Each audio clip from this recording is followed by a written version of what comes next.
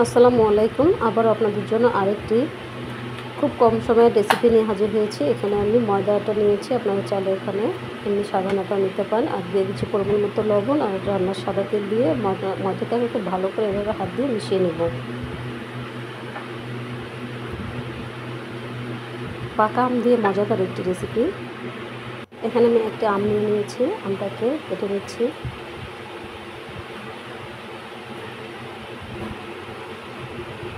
খুব অল্প সময়ের মধ্যেই ঘরে যদি পাকা আম থাকে তাহলে এই রেসিপিটি বানিয়ে নিতে পারেন। এবার একটা গ্রেটারের সাহায্যে আমি আমটাকে এভাবে গ্রেট করে নিচ্ছি। এই টেকনিকটি কিন্তু আপনারা ইউজ করতে পারেন। ব্লেন্ডারে ব্লেন্ড না করে একটা গ্রেটারের সাহায্যে আমটাকে আমি এভাবে দেখুন আমি পিউরিটা বের করে নিচ্ছি। নিয়ে আমি আটার সাথে খুব ভালো করে আমি পিউরিটাকে মিশিয়ে নেব।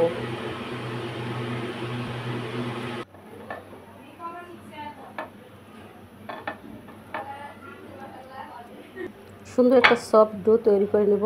একটা সুন্দর সফট ডো রেডি হয়ে গিয়েছে। কালারটা কত সুন্দর হয়েছে, আমের কালারের মতো। এবার হাতে আমি রান্নার সাদা তেল মাখিয়ে নিয়ে ছোট ছোট লুচির আকারে পিঠা বানিয়ে নেব।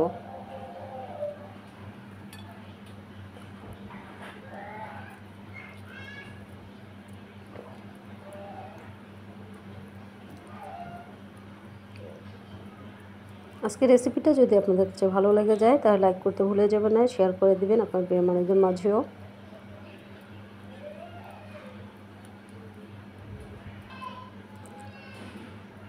সবগুলো বানিয়ে নিয়ে এবার চুলায় চলে যাব। চুলায় একটা ফ্রাই প্যান বসিয়ে দিয়েছি।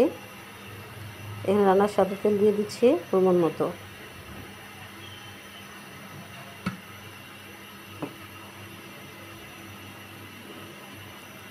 দিয়ে এবার এক এক করে আমি আমের এই পিঠাটি ভাজিয়ে নেব। চুলার আঁচটা লো মিডিয়ামে রেখে পিঠাগুলো ভাজতে হবে। আম থেকে যে কিন্তু মিষ্টি, আমের পাকা আম থেকে যে মিষ্টি হয় সেই মিষ্টিতেই কিন্তু এখানে কিন্তু আমি আলাদা করে কোনো চিনি ইউজ করিনি, তাই সবাই খেতে পারবে আমের এই মজাদার পিঠা রেসিপিটি।